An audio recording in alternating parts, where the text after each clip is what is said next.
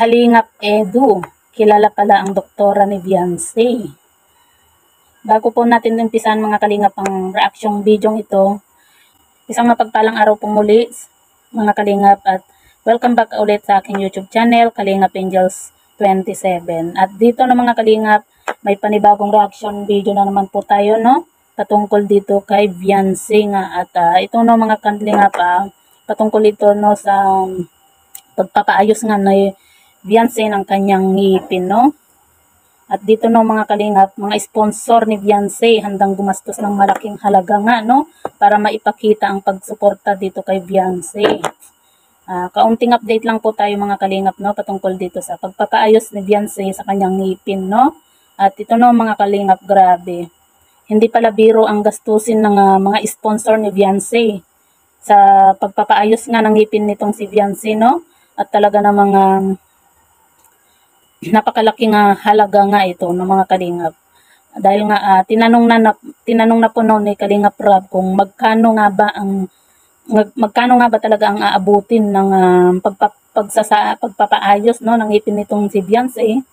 At ayon nga sa doktor na gagawa ng ngipin ni Beyonce ay nagkakahalaga nga daw ito ng 65,000 pesos, no? Sa kabuuang total nga daw 'yon. At talaga namang grabe no mga kalingap, napakalaking halaga yun, no? Hindi biro yung gastusin, no? Sa pagpapaayos nga ng ngipin ni Beyonce, no?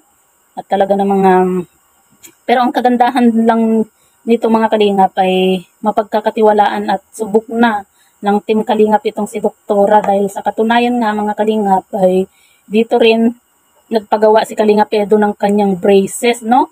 At si Doktora din ang umasikaso nga sa kanya. Pero kahit paano ay makakakuha ka rin ng kaunting discount itong si Kalingap Rob. Oras na ipaayos na nga ang ngipin ni Beyonce.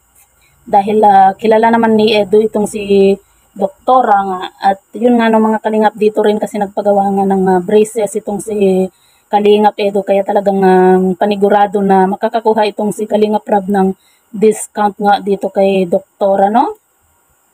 At talagang hindi malayong maisa sa katuparan itong pangarap ni Beyonce, no, na magkaroon ng magandang ngiti oras na napaayos na yung kanyang ngipin, no? Dahil nga pansin natin kay Beyonce nahihiya itong ngumiti sa tuwing kinakausap siya dahil nga sa kanyang ngipin, no? Kumbaga maganda no na mapaayos talaga yung kanyang ngipin para mas lumakas yung kanyang confidence, no? At yun nga no, at patunay nga po yan no mga kalingap ang pagbisita nila kay Doktora na wala na talagang atrasan nito, no? Dahil sa totoo lang mga kalingap, wala naman pong problema sa budget.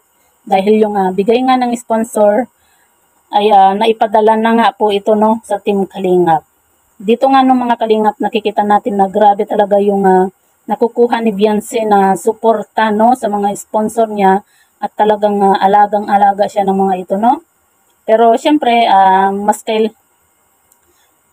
syempre mga kalingap, iba pa rin talaga yung pag-alaga sa kanya ni Kalingap Rob dahil nga sa katunayan po, kung hindi rin naman kay Kalingap Rob ay imposibleng mapaayos ni Beyonce ang kanyang ngipin, no?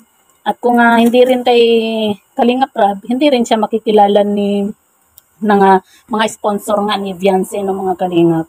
Sana no mga kalingap mapaayos talaga yung ngipin ni Beyonce, no, para magkaroon na siya ng confidence, no, para yung yung hindi na siya nahihiyang ngumiti lalo sa harap ni Kalingap Edu dahil nga lagi siyang nagtatakip nga ng kamay tuwing ngumingiti ito, no, hindi siya makatawa ng maayos dahil nahihiya nga siya sa kanyang ngipin nga no mga kalingap. At ayan po no mga kalingap yung ating aabangan nga no yung pagpapaayos nga ng ngipin ni Beyonce. So, yan lamang po no mga kalingap yung ating update patungkol nga dito kay Beyonce. At syempre, salamat po sa walang sawang pagsuporta at panonood po ng aking mga video. God bless po sa ating lahat.